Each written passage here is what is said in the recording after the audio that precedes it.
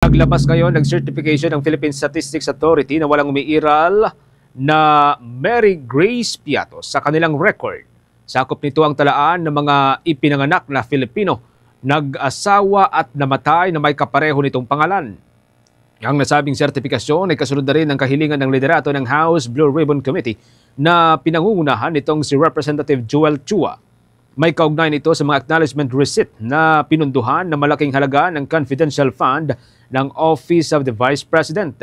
Maliban kay Mary Grace Piatos, nasa mga resibo rin ng Office of the Vice President at Department of Education ang ilan pang mga kontrobersyal na pangalan katulad po ng Kokoy Villamin, Oishi, Nova, Tempura at iba pa.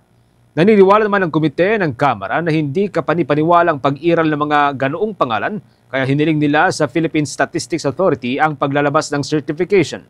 Wala pa namang pahayag ang Office of the Vice President hinggil sa bagong development na inilabas ng Philippine Statistics Authority.